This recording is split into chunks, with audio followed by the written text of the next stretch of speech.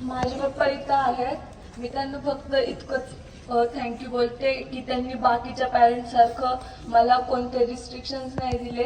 त्यांनी माझ्यावर पूर्ण विश्वास ठेवून प्रत्येक गोष्टीसाठी, माझ्या एज्युकेशनसाठी किंवा फ्रेंड्स कोणी असेल त्यांच्यासोबत कधीच असं बाकीच्या पॅरेंट्ससारखं नाही की इकडं जाऊ नको तिकडं जाऊ नको. मला फक्त इतकंच वाटतं की वडील असावेत तर फक्त माझ्या वडिलांसारखे. थँक्यू.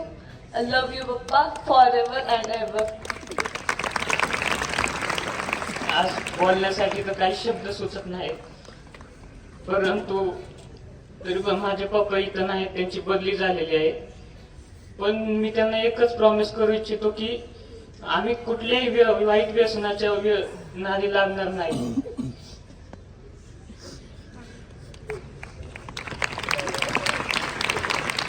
सर्वप्रथम शिवाजी विद्यालयातील प्रिन्सिपल यांचे मनापासून आभार. त्यांनी असा कार्यक्रम ठेवल्याबद्दल आणि सरांना बोलल्याबद्दल मनपूर्वक त्यांचं अभिनंदन. कारण असं कार्यक्रमाची खूप आवश्यकता होती. आज प्रत्येक मुलाच्या डोळ्यामध्ये, मुलींच्या डोळ्यात पाणी दिसतं. कारण मी बघते, माझ्या सर्व्हिस आता ही 15 वर्ष झालेली आहे. मी प्रत्येक पोलीस स्टेशनला जॉब केलेला आहे. पण जेव्हा मुली एखादी हरवते, मिसिंग होते, तर तिच्या वडिलांची अवस्था मी स्वतः बघितलेली. कधी एखाद्या मुलाची चूक झालेली असेल तर पप्पा तिचे रडताना बघितलेले.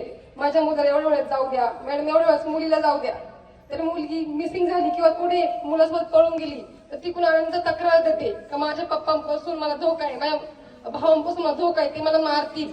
पण पप्पा म्हणतात नाही, तिला समजून सांगतात, अरे बाळा तू माझ्यासोबत चल, हे मुलांचं आपण बॅकग्राऊंड बघूया, तो मुलगा काय करतोय त्याला भेटूया, जब आईवडिलांशी बोलूया, नंतर बघू पुढचं.